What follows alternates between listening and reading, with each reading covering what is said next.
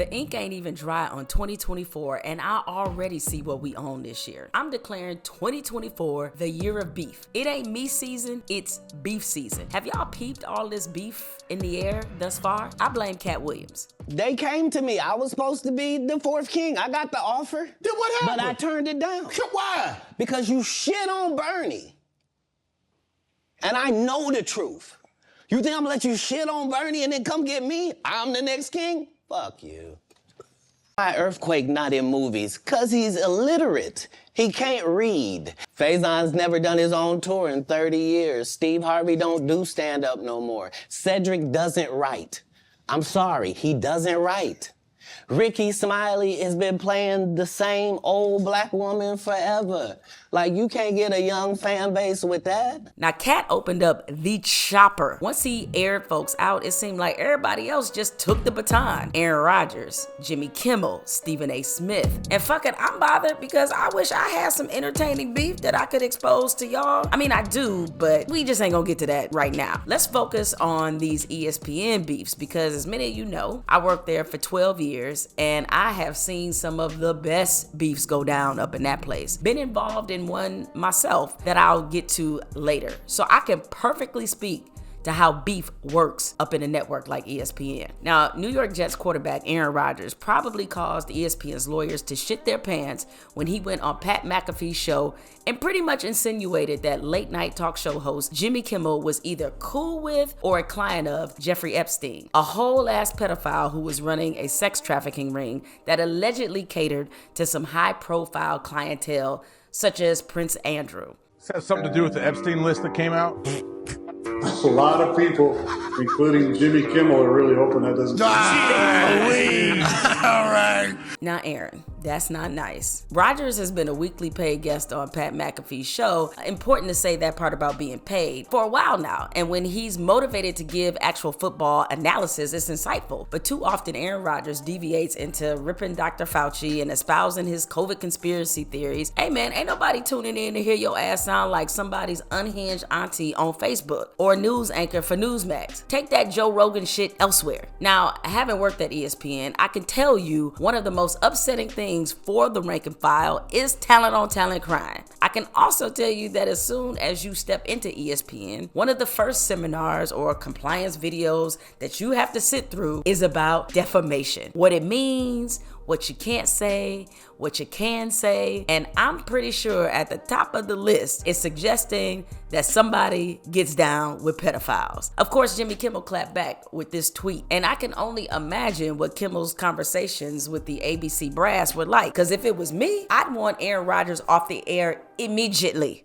And then it did come out, and of course my name wasn't on it, and isn't on it, and won't ever be on. I don't know Jeffrey Epstein. I've never met Jeffrey Epstein. I'm not on a list. I was not on a plane or an island or anything ever. And I suggested that if Aaron wanted to make false and very damaging statements like that we should do it in court so he could share his proof with like a judge. Because, you know, when you hear a guy who won a Super Bowl and did all the State Farm commercials say something like this, a lot of people believe it. A lot of delusional people honestly believe I am meeting up with Tom Hanks and Oprah at Shakey's once a week to eat pizza and drink the blood of children. When Aaron Rodgers returned to the Pat McAfee show to explain what he was trying to say about Jimmy Kimmel, let's just say there was some plot holes in his explanation. And I said that a lot of people, and I'm quoting myself here, a lot of people, including Jimmy Kimmel, are really hoping that doesn't come out. End quote. That's what I said. That's the entire quote. Okay? I was referring to the fact that if there is a list, which again, this hasn't come out yet, this was just a deposition, right? And there are names on it, then that would be the second time that a soft brain junior college student, wacko, anti-vax, anti-Semite, purveyor, spreader of misinformation, conspiracy theorist, MAGA, whatever other things have been said by him and other people in the media would be right twice. I totally understand how serious an allegation of pedophilia would be. So for him to be upset about that, I get it. Did you watch the quote? Because that's exactly what I said. Verbatim what I said on the show. Okay? I'm not stupid enough, even though you think I'm an idiot, and you made a lot of comments about my intelligence, but I'm not stupid enough to accuse you of that with absolutely zero evidence, concrete evidence. That's ridiculous. Now, Aaron, you knew damn well what conclusion people were going to leap to as soon as you said what you said. Because we all know you have a fluid relationship with the truth and accepting accountability. Are you vaccinated? Yeah, I've been immunized. Look, I'll let you guys in on a little secret. There's always beef at these networks. Now, I know plenty of people who are on TV right now, people y'all watching like that behind the scenes, they cannot stand each other. It doesn't matter if you're at a big network like ESPN or at a local news station in McMullen, Alabama. Now, I'll briefly tell you this story about my own internal beef at ESPN, which I wrote about in my memoir, Uphill, which is still available wherever books are sold. Buy it.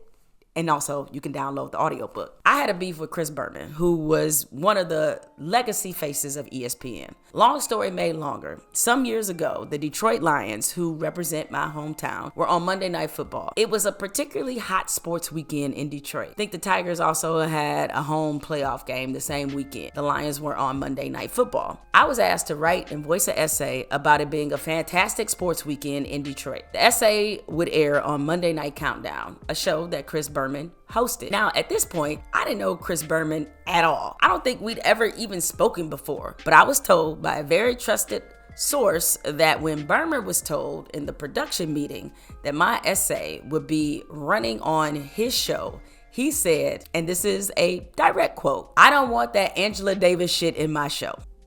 Well, shiver me timbers. Now, after that, the beef between us was on. Sometime later, I was asked by a Sports Illustrated sports media critic about how women are treated in this industry. And my quote, and I'm sort of paraphrasing here, went a little bit like this. Women usually don't get to age on television, and there is intense scrutiny on our looks and appearance. Meanwhile, nobody cares if Chris Berman is balding and on television. Now, was I being petty? Of course I was, but I really was just trying to make a point. Next thing I know, one of the producers from Berman's show tells me that Chris Berman is not happy with my comment. I shrugged it off thinking, shit, he just gonna have to be unhappy.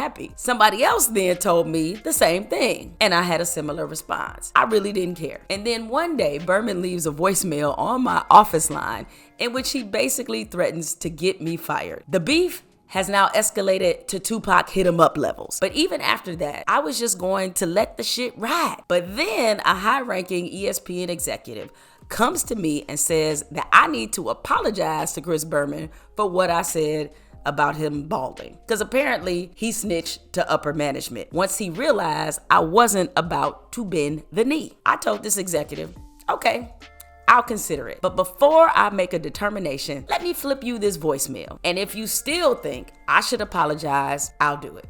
Psst, I lied. I was never going to apologize. The executive listened to the voicemail. I was called into the office and she said after listening to it, she considered the matter closed. Chestnut checkers for the motherfucking win. After that, our beef was on an Ice Cube No Vaseline level. By the way, greatest diss song of all time, At Your Grandpa Who's Still Wearing Short Sets and Rubber Church Shoes. But believe it or not, Chris Berman and I squashed our beef eventually. It's unfortunate because we both lost a dear friend in John Saunders, the longtime host of the Sports Reporters and a staple of college football. Someone we were both close with. Berman and I spoke at John's memorial for the first time in years, and at that point, the pettiness seemed kind of silly. Not saying I wasn't justified in how I felt, it was just time to let it go. I know that John Saunders would have wanted that. Now, while we're on the subject of ESPN beef, of course I must address Stephen A. Smith's beef with that person who works for that outlet that sounds like a newspaper located in Gotham City. Everybody has seen Stephen A. worked up before, but ain't nobody seen Stephen A. quite like this. You know what's out there writing stuff, smiling in my face 1 minute, talking smack about me behind my back, and then ultimately writing it? It was him. This same Jason Whitlock that wants to talk smack about me is the same Jason Whitlock that wanted to hire me. Weeks later, you wrote a lengthy apology to me in an email, begging me to forgive you, pointing out how you were betrayed by this particular writer, so you know how I must feel that you betrayed me. Did you tell the folks that? You bitch. Did you tell them? You fat piece of. It's the same Jason Whitlock that stood outside doors trying to get me and coax me into even having a conversation with them because they knew I was so disgusted with him, presumably after he hit a strip club, because we all know ain't nobody trying to go out with him. I had it in my contract, and I have a copy of it, where it specifically stipulates that I never work with Jason Whitlock.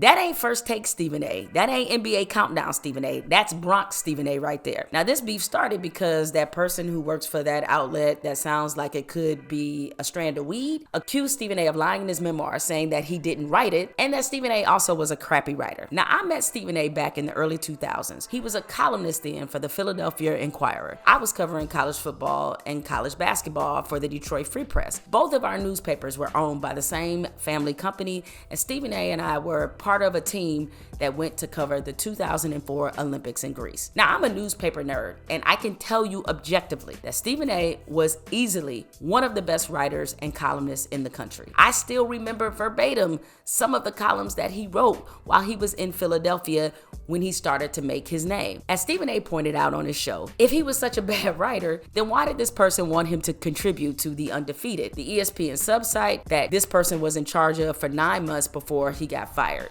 And what Stephen A. said is entirely accurate. This same person not only asked Stephen A. to contribute, but me as well as other colleagues of mine. I wished him the best because I wanted the Undefeated to succeed. But I told him, I'm good over here, dog. Do your thing. Now, me and this person, we also have beef. Our beef started in the mid-2000s. This person has taken some pretty personal shots at me and talked about me badly to folks in the industry, people who were in hiring positions, and just generally did a bunch of snake shit that I just don't respect. He talked crazy about people I fuck with in this industry. Scoop Jackson, Stuart Scott, Bomani Jones, Kerry Champion, Roland Martin. Those are just a few names, but it's a pretty long, extensive list. He's also taken aim at the National Association of Black Journalists, which is the largest minority journalism organization in the country. Some people have theorized the reason a lot of us don't like this person is because he is deeply embedded in conservative politics. Nah, it ain't that. He's just the asshole nobody likes or trusts. As you can see, I purposely have not repeated this person's name this entire time.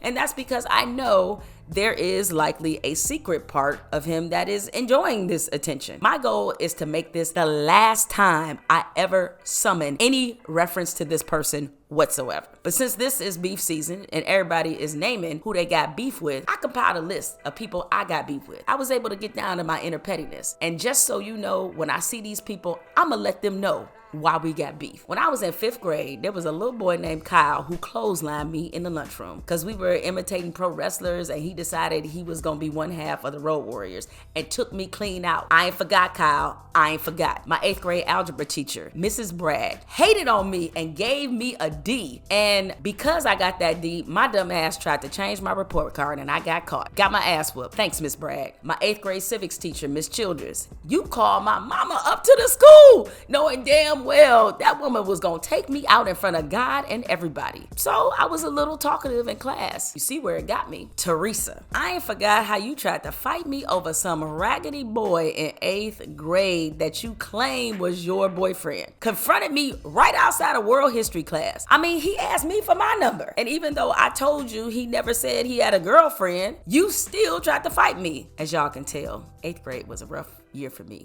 So many haters. My 11th grade Spanish teacher, Miss Terrell, you told me you were going to call my house to tell my parents about my behavior in your class, thus forcing me to have my stepbrother pretend to be my father on the phone. And then when I got caught, you ain't even stalled me out, just trying to ruin my life for no damn reason. In all seriousness, people get fed up sometimes, and then the beef runneth over. But let's not reserve all our energy for beef in 2024. It's also okay to just stop fucking with people and just pour that energy into the people who actually support you. And stay unbothered.